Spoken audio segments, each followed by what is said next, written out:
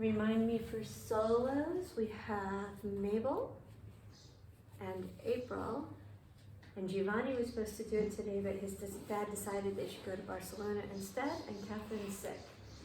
So if somebody wants a solo, but it's like everybody. Loa fractured her ankle. Oh, can we close the door, please, Guy? So we just have a couple of performances today. Oh, we have to do our scales. So I hope all pianists are ready to play a scale. Right? Okay, so we've been learning about who is our new composer? Robert Schumann. Everyone say Robert Schumann. Robert Schumann. What did he write that we play? Happy Farmer. Happy Farmer. Wild Rider. Wild Rider. Melody. Trying to think in violin. I feel like there's another song in book 2, but maybe not. Two Grenadiers? That's Von Weber. No, that's Schumann. No, which is Dances Paganini. Okay, so father begged young Robert Schumann, I would like very much to study music. This youngest child of Frau and Herr Schumann was always happiest when music was being played in his church or on the street corners in the small Saxon town in Germany where he was born. So what country is he from? Germany. So one day when Robert was 7 years old, his father said, let us go to St. Mary's Church.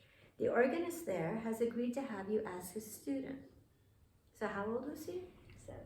7. That's a lot different than Mozart, right? And Beethoven and Bach. How old were they when they started? 3. Yeah, like 3 and 4 years old. So Robert Schumann was a late bloomer. That was a joyful day in Robert's life, and soon his teacher was proud of this child who played the piano so well. Within a year, he was composing dances to play for his friends. His teacher often told him, Robert, God has given you a great talent, and very precious is such a gift. Use it well. Robert enjoyed inventing musical games. One of his favorite games was Guess Who This Is. I am thinking of somebody in this room, he would say.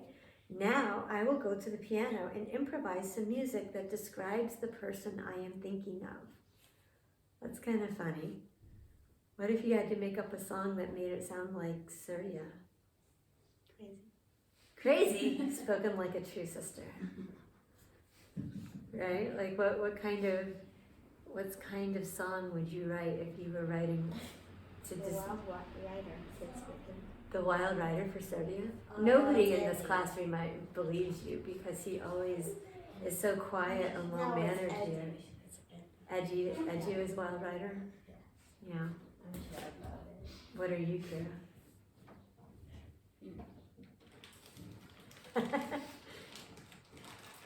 Yeah. Anyway, that sounds like a fun game. Maybe we should do that. Everyone in the room would try to guess which person the music described. His musical descriptions were always so good that his playmates cheered for him as they called out the correct answer. When Robert Schumann was 9 years old, he was taken to a concert given by a very fine pianist. Never before had he heard music played so beautifully. From now on, he told himself, I will try to become a fine musician. Each day I must try my best. There is no other way to succeed. Sometimes he found it difficult to practice as he should. Does that sound familiar? He would rather play pretty tunes and make up his own songs than practice his lessons. Who does that remind us of? Who preferred to make up their own songs instead of playing learned compositions? Beethoven. One of his greatest pleasures was making music with his friends. He formed a small orchestra with 2 violins, 2 flutes, a clarinet, and 2 horns. He was the conductor and played the piano, which his father had given him as a gift. If Robert could not find printed music that his orchestra could play, he composed some pieces himself. Robert's 2 special interests were music and poetry. When he was not writing music, he was creating poetry.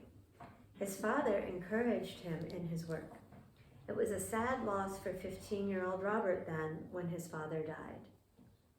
Who does that remind us of? Beethoven again. His mother was not convinced that music or writing poetry should be Robert's life work. "You should go to university to study to be a lawyer," she pleaded. "You could graduate with honors and become the finest lawyer in the empire." Because he lived with his mother and wanted to please her, Robert left for Leipzig to attend law school.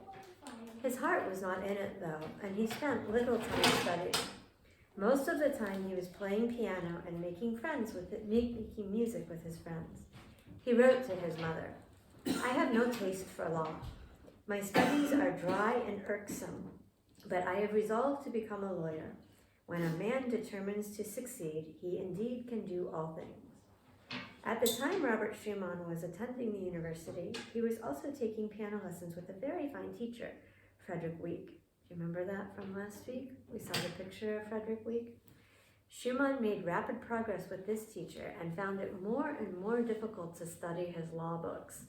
On one of his summer trips, he heard a concert by a famous violinist, Niccolò Paganini. "If I could play the piano as that man plays on the violin, I should be perfectly happy." So he wrote again to his mother, and she finally agreed to allow her son to give up law and study music. That's a long way around, right? To have to study for law, even though you'd rather be playing music. But he got there.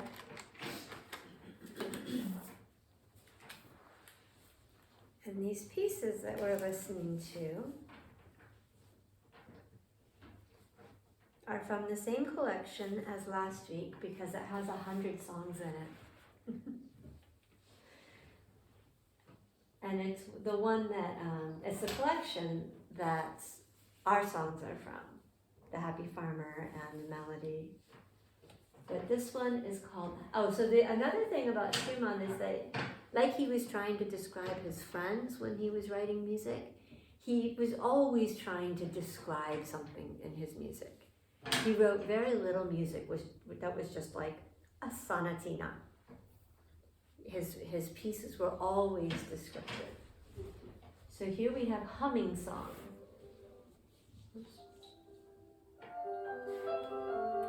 There's nothing to watch, so just listen. So it's like you're walking around the house and you're humming a little song to yourself under your breath. Oh, no, this is it. No. Yeah, this is it.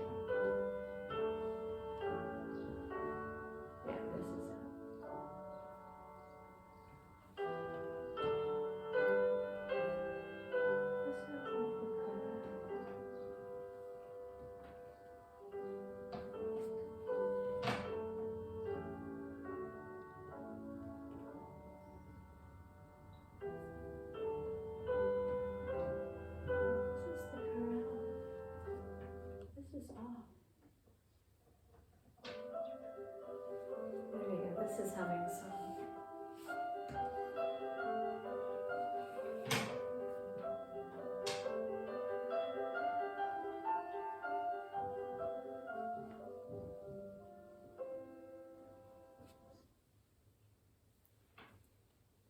And then Hunting Song. So you can imagine people out hunting on their horses, calling on the horn.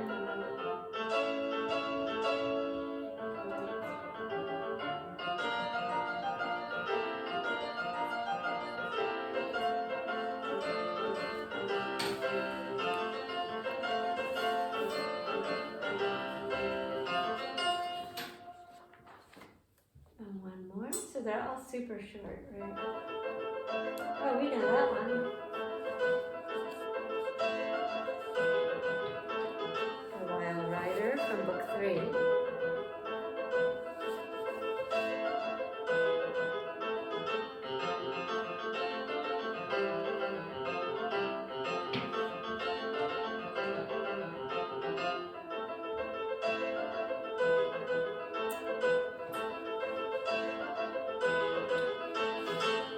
And one more, Sicilian, which is in the later Suzuki books. What? Why we listen to why the words rather is so slow. Like, it's not so fast like this one. Because the recordings that we listen to are meant to be instructional for students. If they were that fast, then everybody would try to play them that fast and it wouldn't be beautiful. Okay, and so this one is Sicilian, which I think is in Suzuki Book 6. Maybe 5, but I think it's Book 6.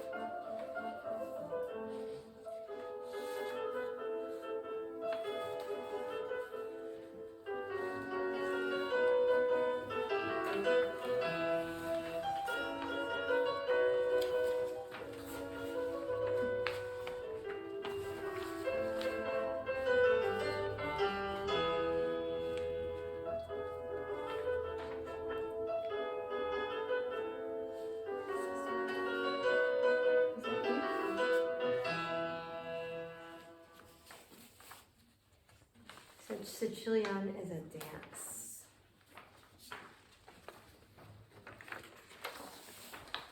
Okay, can you take a pencil and pass it, please?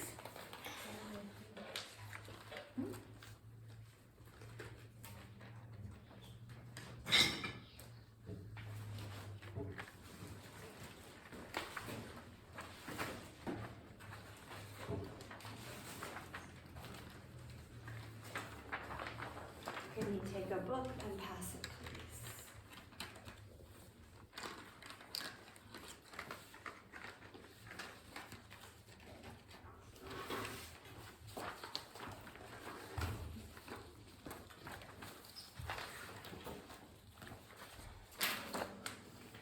Does everybody have something to write on? Here, I think this is solid. Oops. Solid enough. To give you some support.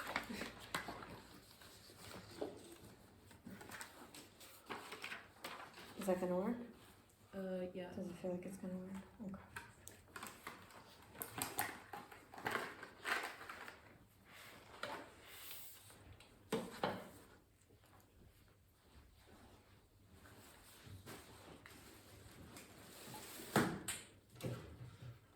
Okay.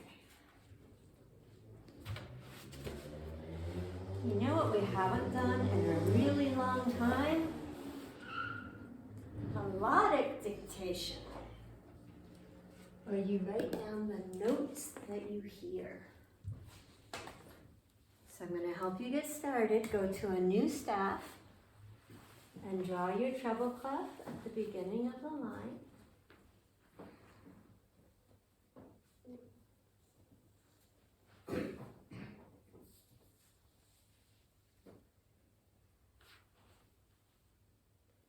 And then give yourself a time signature of 4/4.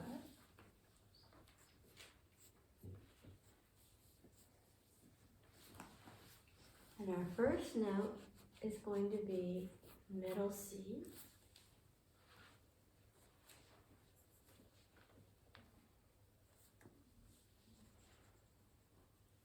Make sure when you draw your ledger line that you leave room for an imaginary D.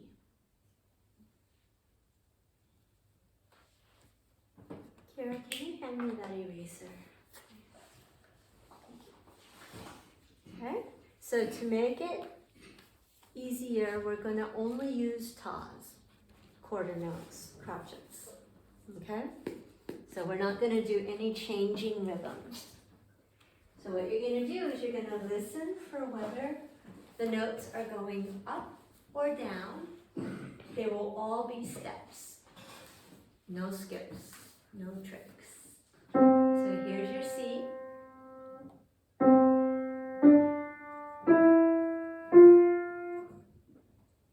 Were the notes going up or down?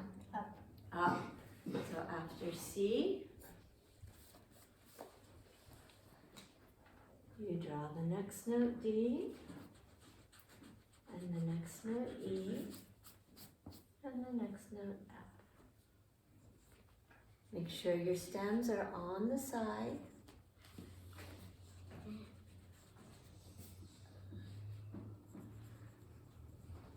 No lollipops.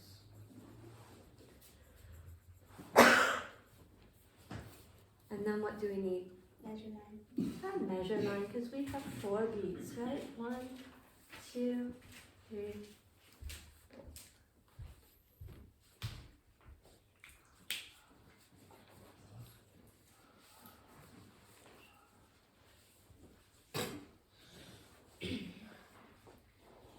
Okay, so I'm going to play the first measure again. Go ahead and finish reading. And then you have to listen for the second measure. The first measure had a pattern, right? All of the notes were going up. The second measure might not be like that. So listen carefully. Here's your first measure.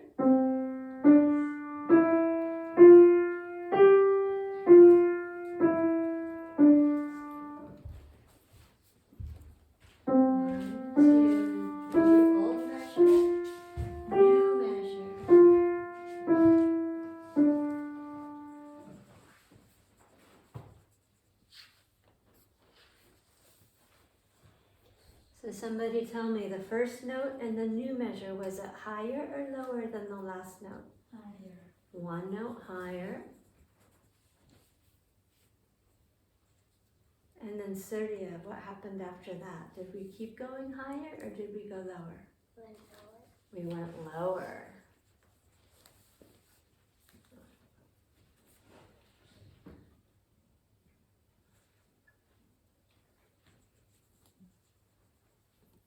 And then what do we need? Measure line. Measure line. Because we have 4 beats.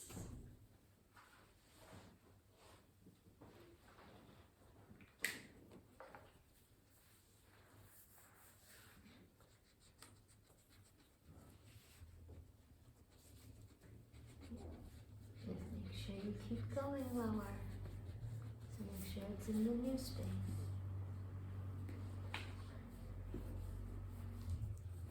That's it. Make sure your stem is nice and tall. And draw your measure line. Your measure line has to be the whole thing. What do you do? You have stems. The measure line has to be the whole staff. Make your stems bigger. Okay. Draw a new treble clef if you're out of room on that line. Go to the next line and draw a new treble clef if you don't have room. If you have room for 4 more notes, you're fine. Yeah, you have room. But if you don't have room, give yourself a new treble clef.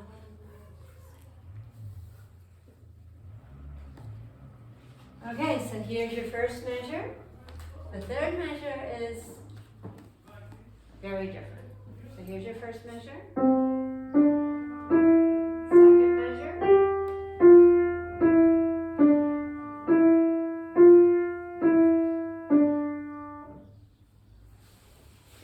First measure.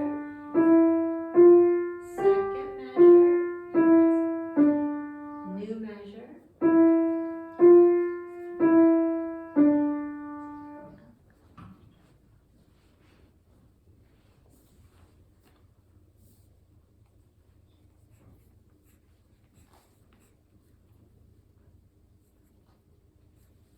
Here's a new measure by itself.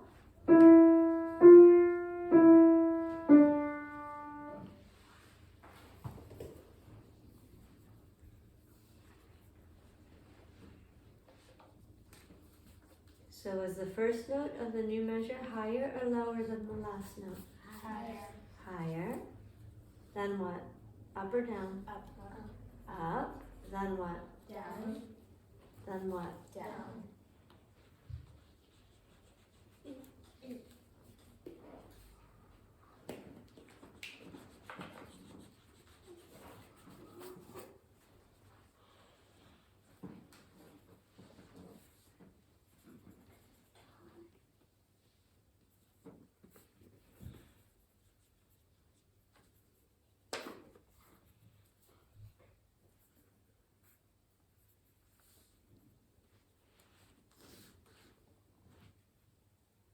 now what do you need? Measure line.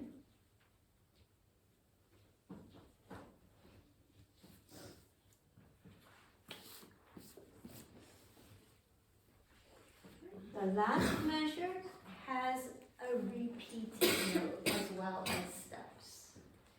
Yep, if you need a new line, draw yourself a new treble clef. If you have room, keep going on the same line. So here's your first measure. Second measure.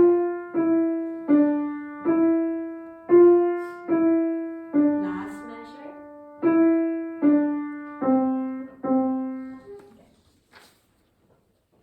Again.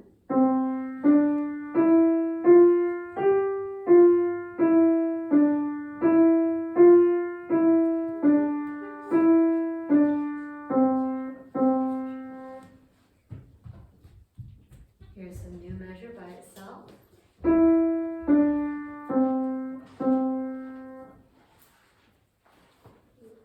So is the first note of the new measure higher or lower than the last note? Higher. Higher. And then what? Lower. And then what? And then what? Repeated note, right? 2 C's at the end. And then what do we need? Double bar, yep. 4 measures and we're done.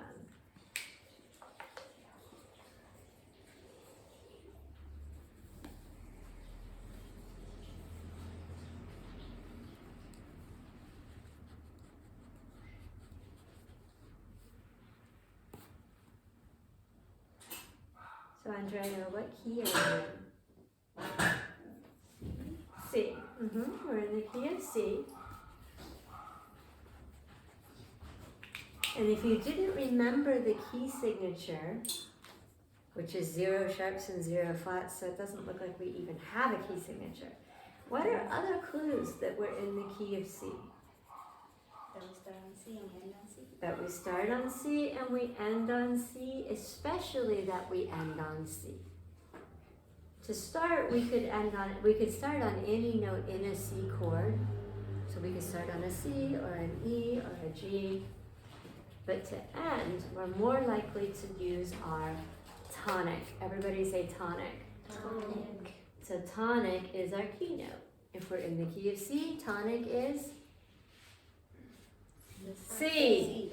If we're in the key of G, tonic is G. If we're in the key of Q, tonic is Q. yes. If we're in the key of B flat, tonic is if we're in the key of F sharp, the tonic is right. So tonic is just the key note. So what happens if I don't go back to the tonic? What if I played this?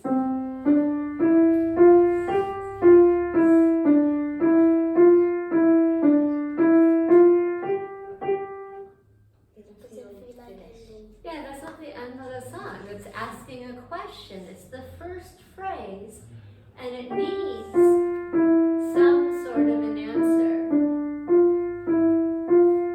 And I'm going to end up back on C, one way or another. Right? So how many different notes did we use? 5, right? We just used the first 5 notes of the C scale. Okay, now we're doing a little bit of rhythm. So you don't have to be on a staff, but you can be. And you need a time signature of 4/4. It can be on a new line. Right here. Your choices, what you might hear a ta, you might hear a tt, you might hear a sh, or you might hear a ta, ah. So you really have to listen for the difference. If I play ta, ah, or ta, sh, right? You have to listen whether we're getting sound for a ta, ah, or sound and silence for a sh. Okay, and remember when we do rhythm, you don't have to draw the note heads. You can draw them just like I did, just the sticks, the stems. Okay? Measure 1.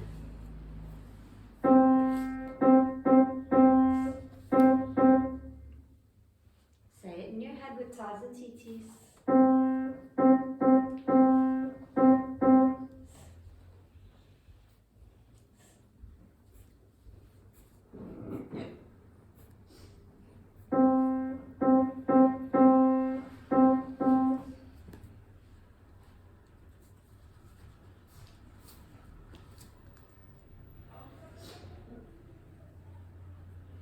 Did I play a ta?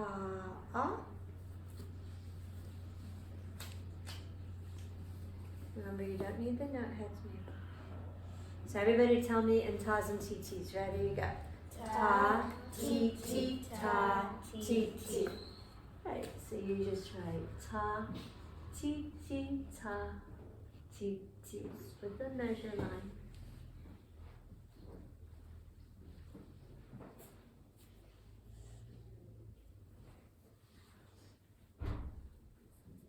Now, if we were going to count it, instead of using tas and titis, what number goes here?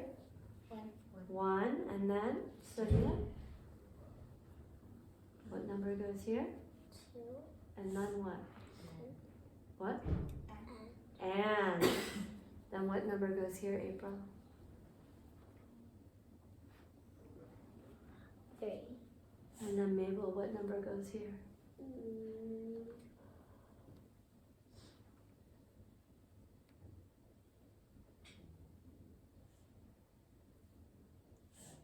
Mabel. 4. Yes. And then what do we say for the extra note, Brooke? And. So everybody say that. 1, 2, and 3, 4, and. Here's your first measure.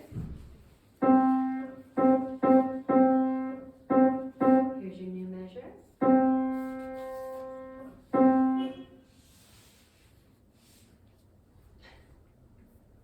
Here's your first measure. Here's your second measure.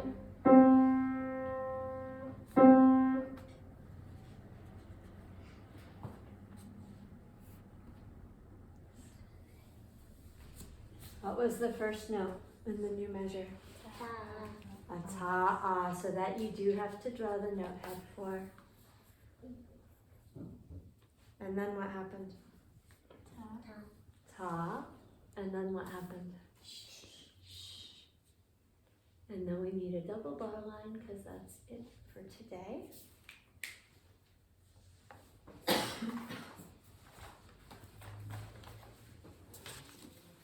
If your paper is full, you can take it home with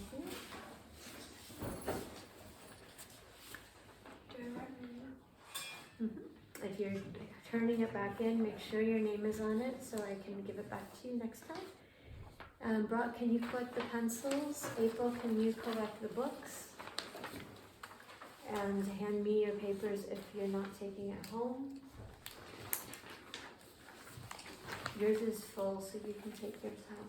April, collect, yours is full, you can take them home. April, collect the books. Put it back. Okay, so Mabel, how about if you play Shansharad and then April can play? Okay, we're not quite done. I'll take the pencils. Oh yes, you're turning your paper. Right. I messed up on one of the things. I thought that it was another measure, so it went like up and then up again and then down. And I was like, oh darn it. So I erased it. And it's like, yeah, and then that last one here, you need 4 beats. So we had 2 C's, we had the repeated note. And we don't have to put the time signature again. Only the treble clef. Okay, good. Okay. All right, so we have 2 performers today. Mabel, come on up and take your bow.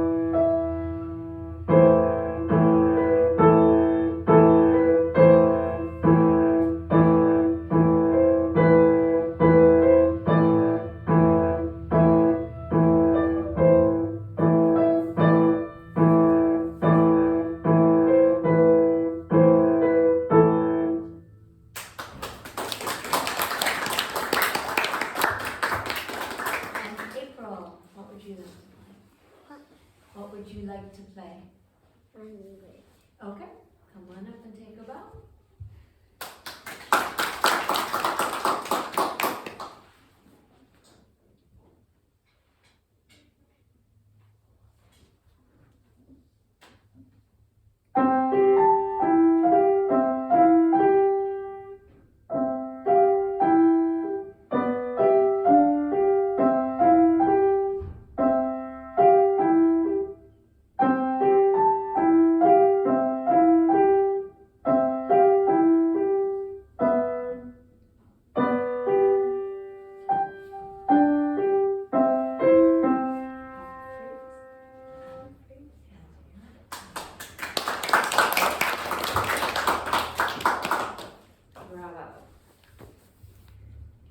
Okay, we have just a little bit of time left, so I'm going to continue with Mr. Schumann, just because we can.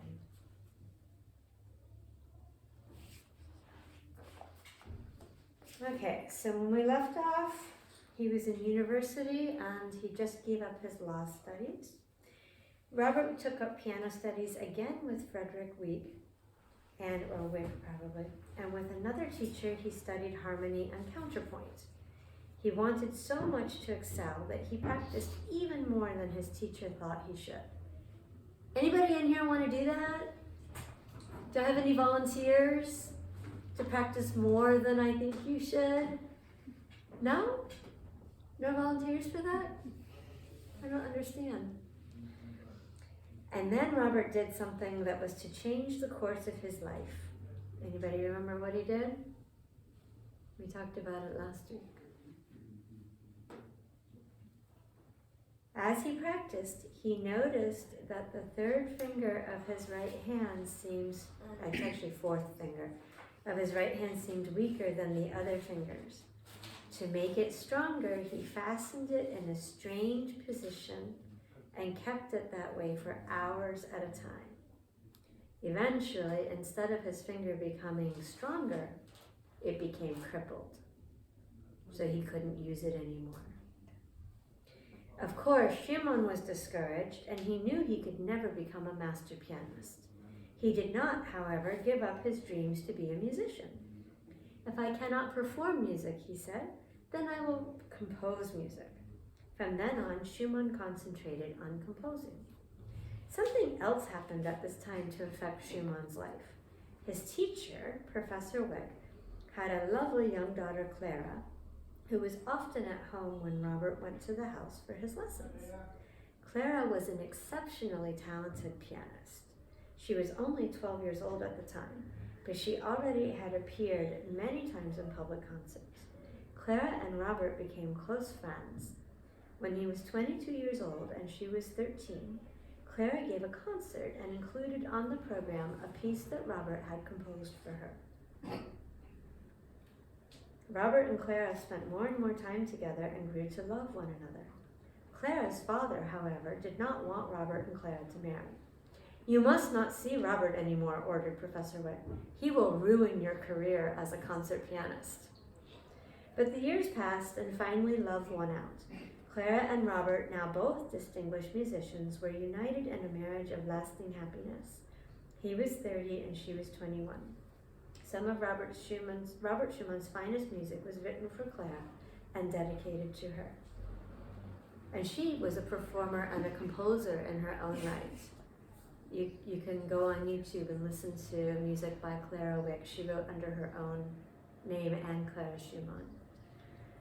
Early in their first year of their marriage, Robert returned to writing songs, something which he had not done for 12 years. Remember, a song is a sung piece of music. So on piano, we don't technically play songs, we play pieces. So he started writing vocal songs. In the space of less than 1 year, he composed nearly all the songs that brought him his greatest fame. One of these songs was Two Grenadiers. Robert liked to write about music too. He was the editor of a magazine in which he wrote articles about music that was being composed at that time. He tried to encourage young musicians whom he thought did good work.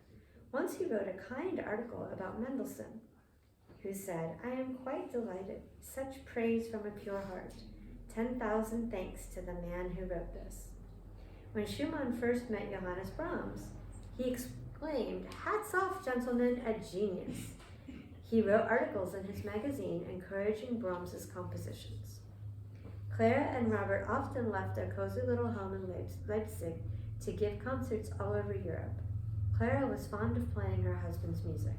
In Russia, the royal family honored the couple by inviting them to play at court.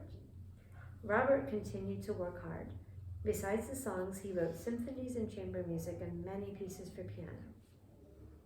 To Clara's great sorrow, when her husband was 44 years old, he complained of a very strong and painful earache.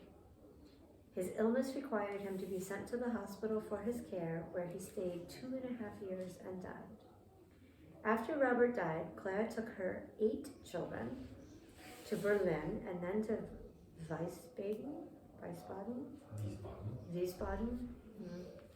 where she once again took, see, in America nobody knows how to say it, so I don't get caught, where she once again took up her career as a concert pianist.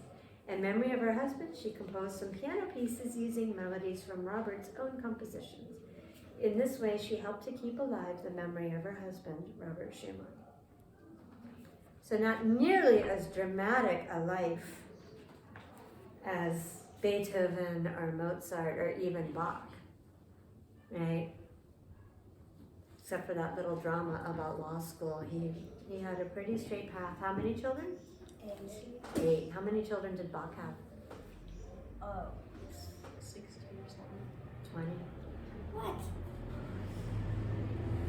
How about Beethoven? Did he have children? No, he took care of his nephew. Okay, that's it for today. Let's have our bell.